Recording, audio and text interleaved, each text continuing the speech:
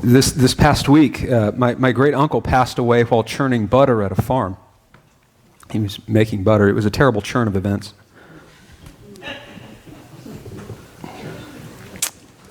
Churn of events. At least some people are like just getting into it. They're like, this is going to be bad. I might as well laugh. I'm slowly wearing you down. When Malachi was being born, my wife was screamed in pain, and I went over to her and I said, honey, what's wrong? She said, these contractions are going to kill me. I said, I'm sorry, honey, what is wrong? Contractions. It's a good English one. It is, yeah. Yeah. If you don't do words good, that might not be your joke. This week, we were looking for something to watch on TV. It was evening, and I have a lot of DVDs, and I was looking specifically for my Gone in 60 Seconds DVD, and I could not find it. And I asked Laura if she'd seen it, and she said, well, it was here a minute ago. What makes this joke works is that I've never actually seen that movie.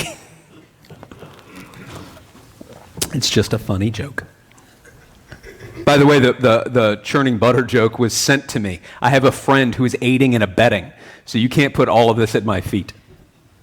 He texts me jokes about 2 or 3 a week. This morning spun out of something a little different. I should tell you what I learned this morning.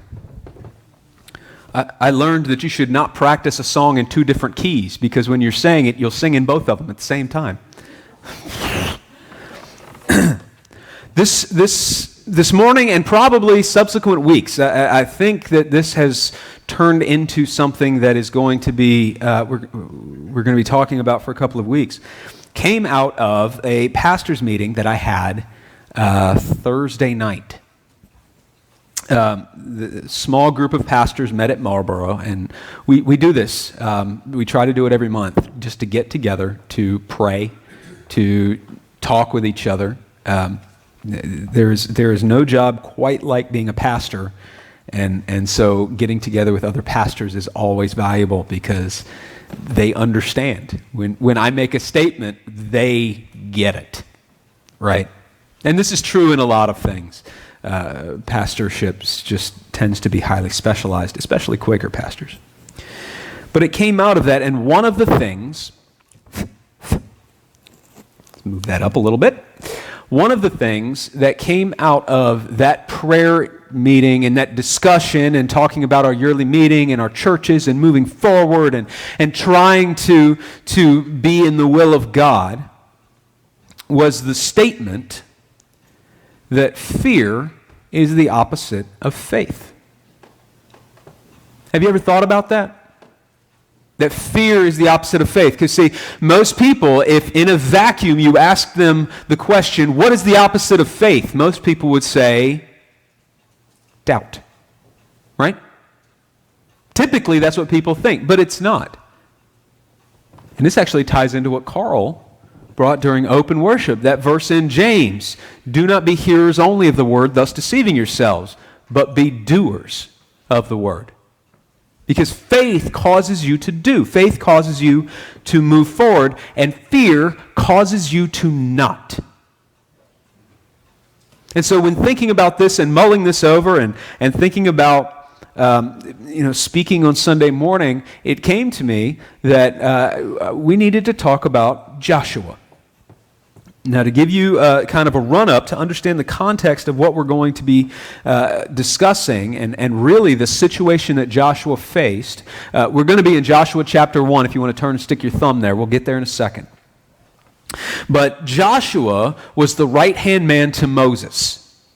He was Moses' aide, protege,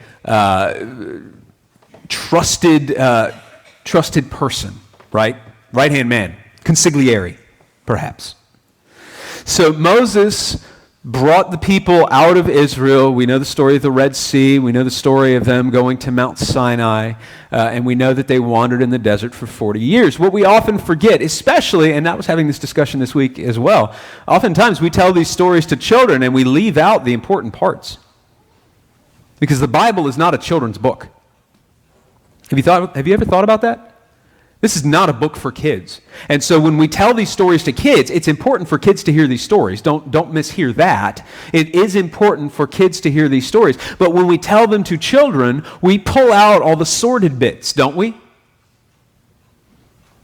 We don't talk about how Simeon and Levi, the children of Abraham, when their sister was raped and kidnapped, they went by themselves to the people, the village that raped and kidnapped their sister and said, oh, you want to legitimately marry her and have her forever? Well, here's what you do. You get to be a part of a family. You have to be circumcised. And the whole village went, yeah, we'll do it. And then 3 days later, when all the fighting men were still in pain from the circumcision, Simeon and Levi went into the village, took out their swords, and slaughtered everybody.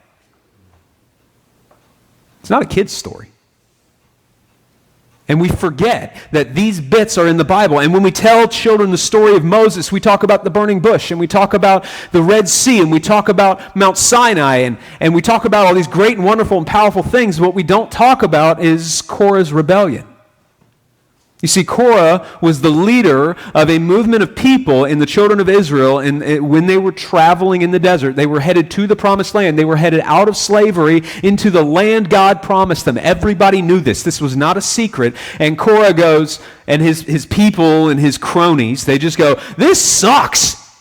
Let's go home. At least there we had food to eat.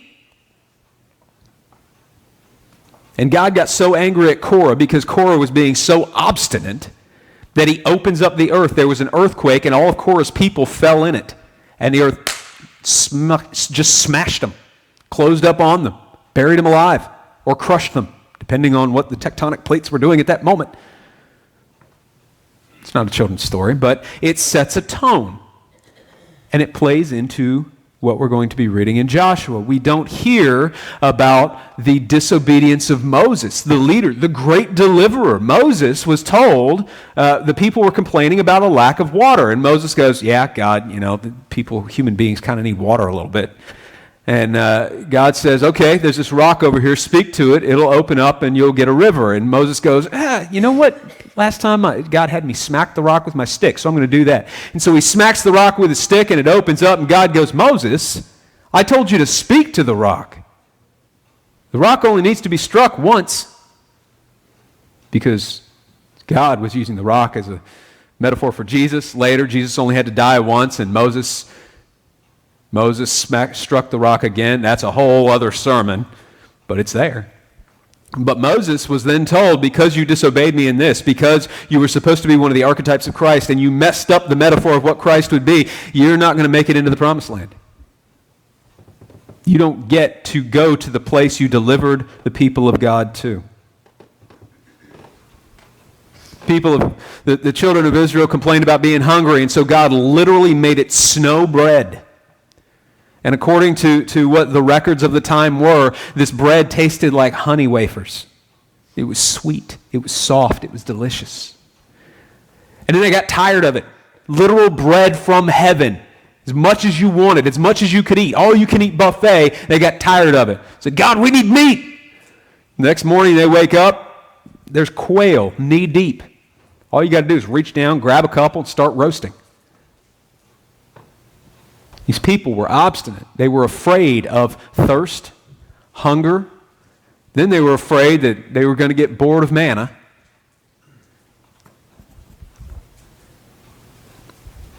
These people went to Sinai. They saw Moses go up the mountain to meet with God. He was gone for several days, and they went, oh, Moses is dead. Let's get a new God. What are we doing out here without a God? And so fear caused them to make an idol, a golden calf. And when Moses came back down the mountain and his face was glowing from being in God's presence, he looked at Aaron and he said, Aaron, what is this? And Aaron was so afraid, he goes, I just threw gold into a fire and out came this calf. I don't know, it wasn't me. I didn't do it. Fear. In all these stories we tell children about the children of Israel and the movement from Egypt to the Promised Land, we forget that this was largely driven by fear. Every day, it seems. And it got so bad that at one point God said, all right, Moses, you go stand right there because I am going to wipe these obstinate, stubborn, fearful people out. I'm done with them. I'm going to start over with you. Just move aside. And Moses talked him down. He said, look, God, that's going to look bad to the other nations. It's a whole other sermon. But the hallmark of the trail from Egypt to the Promised Land for the people of Israel was fear. And they get to the Promised Land and they send spies into the Promised Land. And one of them is Joshua. Joshua being the trusted man of Moses, the trusted right hand, the consigliere, goes in with Caleb. And they come back and the two of them go, oh yeah, no problem. They're huge, big cities. Don't worry about it. We got God. The other 10 come back and go, no. And the other 10 instill fear into the people of Israel. And they refuse. They refuse to take the Promised Land. They refuse to go in. And so God says, all right, well, if you refuse, I'm going to find some people who will not refuse. You go wander in the desert for 40 years, and I'm going to take your kids in. And that's what happened. They wandered in the desert for 40 years because they were afraid, standing on the bank of the river, looking into the Promised Land, looking into the place their God had promised them, the God who appeared in thunder and lightning on Sinai, the God who split the Red Sea and then closed it back up over the pursuing army, the God who had led them by a pillar of fire and a pillar of smoke. They were afraid. They could see it, and they were afraid. So they wandered for 40 years until that generation died. God said, fine, you've made your choice. We'll try again with your kids. 40 years they go around. And the interesting point is that Caleb and Joshua, the two men who were faithful, the two men who were not full of fear, they, from everything we can tell, it doesn't say explicitly or anything, but everything we can tell, they just essentially stopped aging for those 40 years. And so Caleb, when he comes to the Promised Land a second time, he's 85 years old, and the Bible actually says he was as strong as he was in his 30s or 40s, whichever it was. And when Caleb's time comes, this is the second spy, when Caleb's time comes to go take his place, where his clan, his family's going to live, he leads the charge up mountains where giants lived at 85 years old, sword in hand. This is mine, I'm going to take it. Because Caleb was not afraid. So, three things to note from this story of the people getting into the Canaan land. The first is that there was a lack of faith on arriving. The other way we can say that is they were afraid upon arrival. When they saw what they had to do, staring across the river at the Promised Land, they became afraid. The second thing is that not even Moses made it, the great deliverer, the archetype of Christ. Fear kept him out of the Promised Land because he was afraid that if he spoke to a rock, it wouldn't work, and that he needed to do what he did before to get the same result. Instead of listening to God, he was afraid, and it kept him out of the Promised Land. The third thing is that the church was failing. Do you make that connection? Because this was the people of God. This was the entirety of what the church was. It looked different. It operated different. God interacted with them differently. But this was the version of the church before Jesus, was the children of Israel. They failed at what they were going to do, and they wandered in the desert until God found the people who were willing to not be afraid. Now we get to Joshua, and we're going to read chapter 1, verses 1 through 9. After the death of Moses, servant of the Lord said to Joshua, son of Nun, Moses' assistant, Moses, my servant, is dead. Now, therefore, arise. Go over this Jordan, you and all this people, into the land that I am giving to them, to the people of Israel. Every place that the sole of your foot will tread upon I have given to you, just as I promised to Moses. From the wilderness and this Lebanon as far as the great river, the river Euphrates, All the land of the Hittites toward the great sea, toward the going down of the sun shall be your territory. No man shall be able to stand before you all the days of your life. Just as I was with Moses, so I will be with you. I will not leave you or forsake you. Be strong and courageous, for you shall cause this people to inherit the land that I swore to their fathers to give them.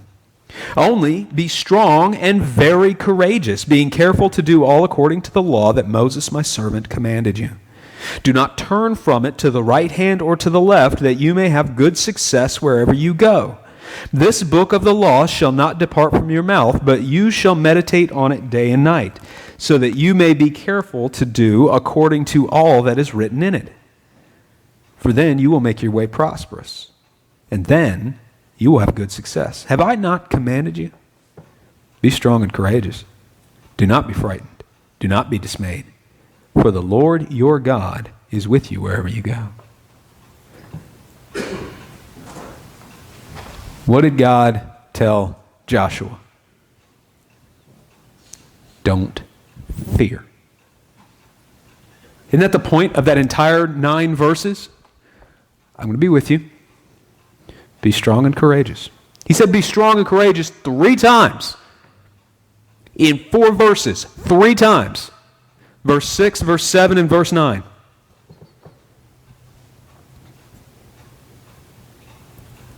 Don't be afraid. Now, if you read this passage without understanding the context of the entire previous 45-ish years, without understanding how fearful the people were as they came out of Egypt, understanding how fearful the people were when they encountered God at Sinai and went, we need a God. How fearful they were when those 10 spies came back and said, there's giants and big walls and there ain't no way. This doesn't mean nearly as much, does it? It's God just giving a pep talk. All right, let's go. Be strong and courageous. You guys got this. Hip, hip, hooray, huzzah. But when you understand what the last 45 years of their history was, what their parents died for, all of a sudden this takes on a whole new light, doesn't it? This takes on a whole new light and commandment of what God is, who God is, what He will do in His church through His people. Joshua, the last generation of Israelites, even Moses, my servant, the deliverer, the lawgiver, the greatest man you have seen in your history, even he didn't make it because he was afraid.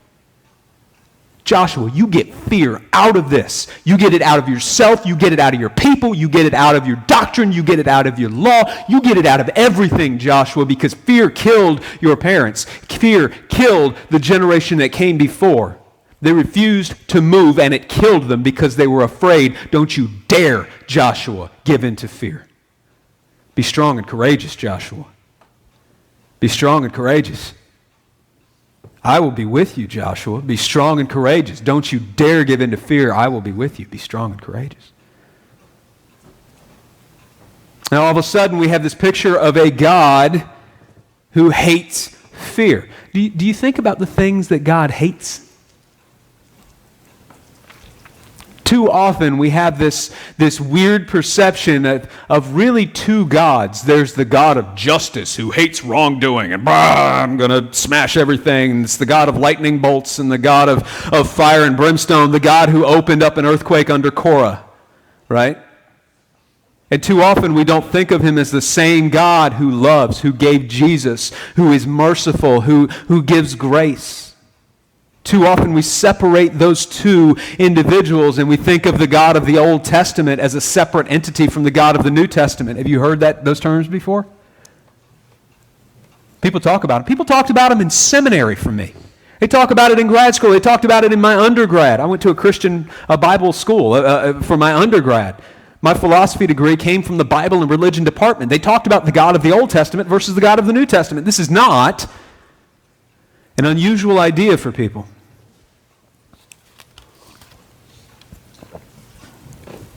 Do you think about the things that God hates? The loving, merciful, kind, generous God who wants us to be happy?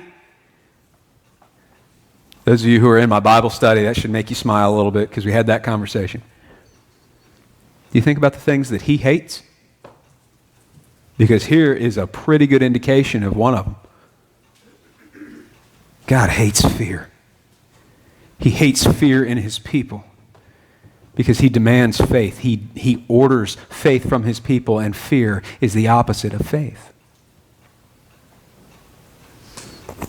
There are things we can learn from this passage. One is that when God is bringing Joshua and the people of Israel to the Jordan River to take the promised land, he's giving them a clean slate, isn't he? We're starting new. We're starting fresh. This is a brand new generation. And yet, the first thing God does is says, don't you look at your history. Don't you look at that problem that weighed down the previous generation. You have a clean slate, but be strong and courageous because fear gets in you. Because God recognizes that fear is a natural human tendency. It's not something you have to learn, is it? My son, he's almost 4 months old. Almost. He'll be 4 months old tomorrow. When we would drive with him for the first 3 months of his life, he just right asleep. It was great. But over the past month, he has started to stay awake a little bit longer. He started to not fall asleep as quickly. And what we've learned over the past month is that my son is afraid of the dark. If we get out in the car and we start driving and there are no lights on, he starts crying until I reach back and I turn on the dome light in the back of my car. Did anybody teach my son to be afraid of the dark? No. No, fear is not something we have to learn. So here, what God is not saying to the people of Israel is, don't put aside the things your parents taught you. Don't put aside the things that the people that came before you taught you. What he's saying is, don't let the tendency that destroyed them destroy you. Do you see the distinction between those two commandments? It's the difference between honoring the past and ignoring it, right? Ignoring the past is a mistake. Honoring the past is good, but honoring the past doesn't lash us into the fear and the cycles.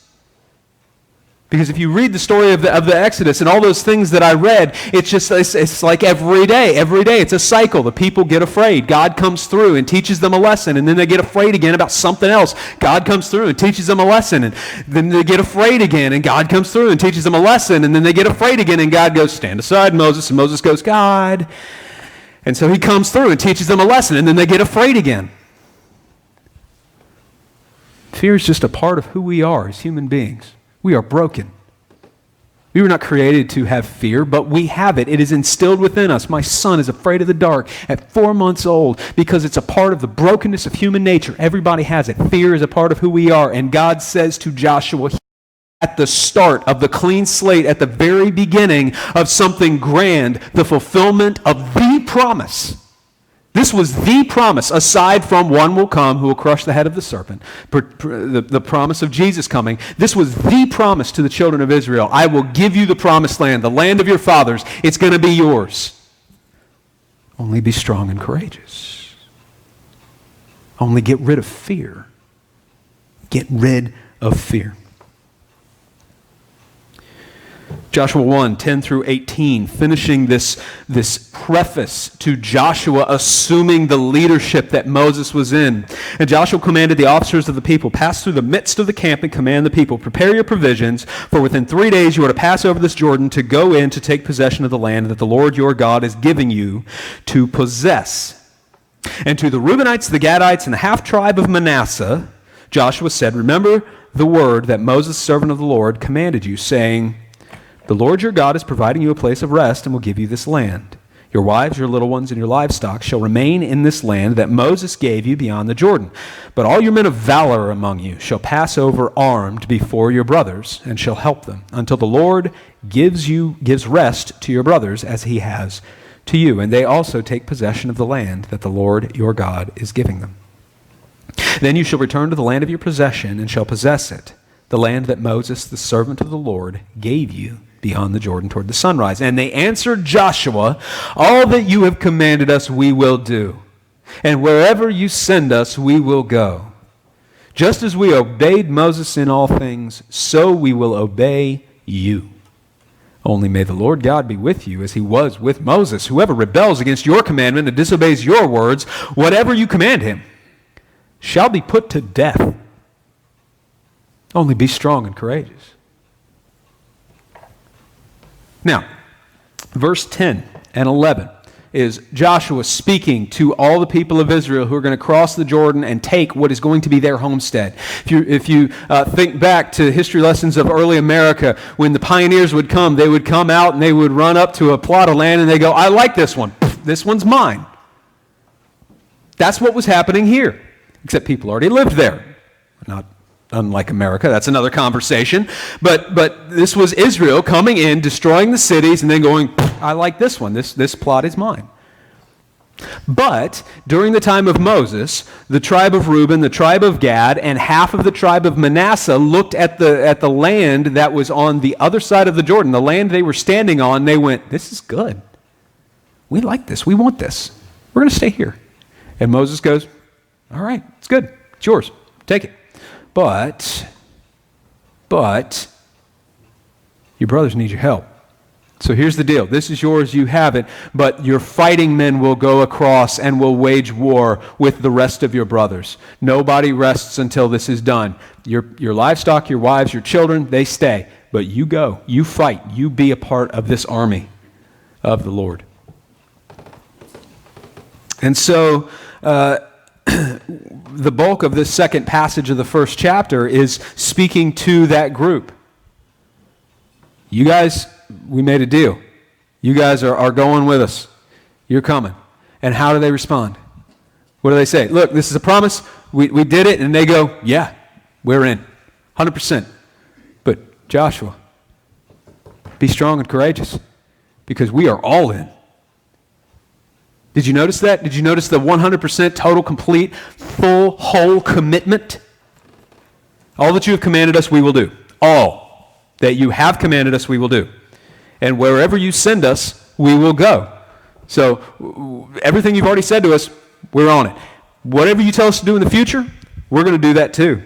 Just as we obeyed Moses in all things, we're going to obey you. Just as Moses was our great leader, we're going to treat you like him.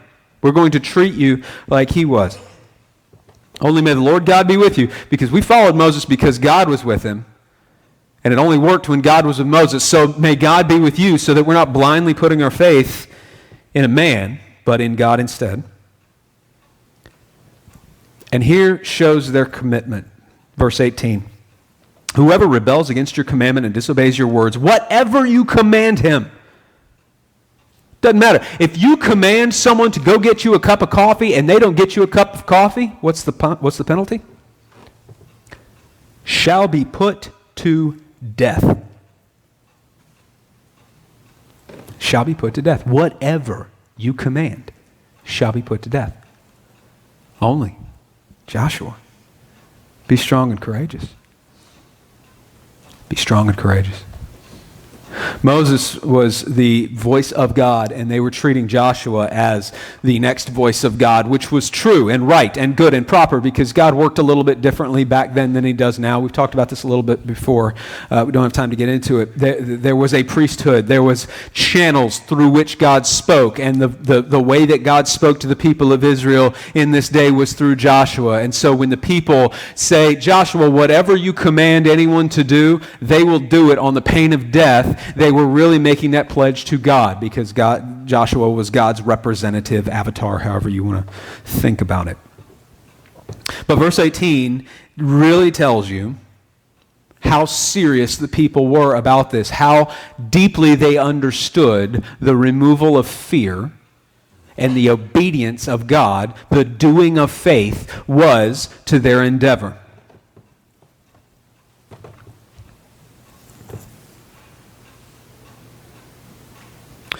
There was a group, this 2.5 tribes, went to take what was not going to be theirs. They did work not because they were claiming their own part of the kingdom. They were claiming another part of the kingdom for their brothers and sisters. They were doing work completely out of altruism. That's the first point out of this passage.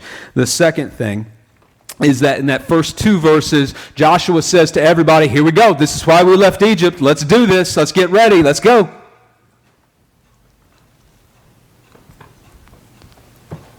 For the last 40 years, we've been wandering about the desert for this moment. We've been training for this moment. We've been preparing for this moment. It's here. Let's go. Giddy up. The people allowed Joshua to lead because he was the God's voice.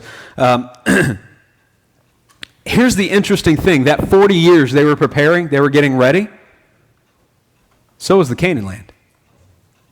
And so here's the interesting part about this. And here is the part where it's truly disobedience, is because there was no advantage to waiting. In fact, it would have been worse. It was worse than if they had gone in the first time, because there was 40 years that they wandered around, that the cities had time to fortify. The armies had time to train. Everybody knew this was coming. Everybody knew this was coming. This was not a preparation time. This was not a time where God was working on the people to make them ready. This was straight up disobedience that cost them 40 years and made what they had to do a little more bloody and a little more difficult. There was no advantage to waiting 40 years. God just needed willing people to do what needed to be done. And they were so wholeheartedly in, they would put to death anyone who didn't fall in line. So what does that mean for us? What does that mean translated to our church? Because there are differences between the old church and for ours. I got 3 things for you, and they should be pretty self-explanatory once you compare them to the story as we've read it today in the context it sits in. The first is that following God's word is a life or death level commitment. The people understood this. They went to war, and they promised Joshua, whoever doesn't fall in line, we're going to put them to death, because if somebody's not going to fall in line, they're going to hinder us, and they're going to put us in danger, so we're going to get rid of them. We're going to move them out. Second thing is that fear caused the church to wait 40 years before being blessed by God for no reason.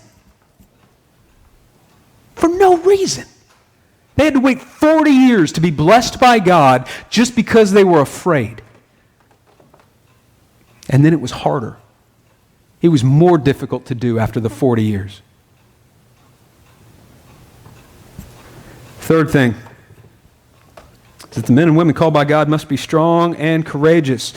When the people returned to Joshua those words, be strong and courageous, they were saying, Joshua, you be strong and courageous as our representative. We will be strong and courageous as you are strong and courageous. Church works a little bit differently. There is no high priest other than Christ. There is no channels through which people come to God. Before, when people wanted to come to God, they had to go to Moses or they had to go to Joshua. And to get to Moses or Joshua, they had to go through their subordinates. And they had subordinates, and there were channels and chains you had to go through to get to God. That's no longer the case. And so, instead of just Joshua receiving these words, be strong and courageous, it's us. Isn't it? Be strong and courageous. Don't be afraid. Don't be afraid. There is no place for fear in the church of God. Fear took the beautiful blessing and the promise of God and delayed it for 40 years for no purpose and then make it harder to achieve.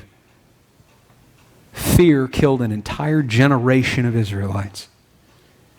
Fear kept Moses, the deliverer, the lawgiver, one of the greatest men in the history of the world, out of the promised land. There is no place for fear. So I'll go back to that verse in James. Do not be hearers of the word only and deceive yourselves. but be doers. Because doing is faith. Not doing is fear. Will you pray with me? Father God, I pray that you would move us. Courage oftentimes is doing in the face of fear, in looking at fear and saying, no, you will not control. You will not stop me from doing what needs to be done. And so I ask, Father, not that you would remove our fear, that you would take away all of our fears, Father, but I pray that you would give us the strength and the courage to do in the face of them. So that fear is not something we run from and shy from, Father, but fear is something we ignore and push away and is irrelevant in our lives. I ask, Father, that your presence would be with us this week as we look to do, as we look to where we can move out of fear into faith, into being your church, into doing church.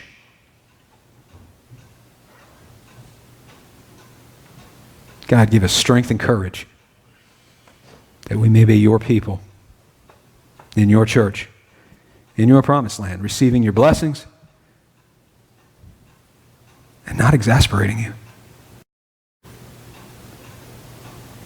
I thank you for each one who has come here today, Father, to be a part of worshiping you, to be in your house, to be in your presence, Father, and I pray that you would reward that with strength and courage to abolish fear, to make it irrelevant. We pray all of this in the name of your Son, Jesus Christ. Amen.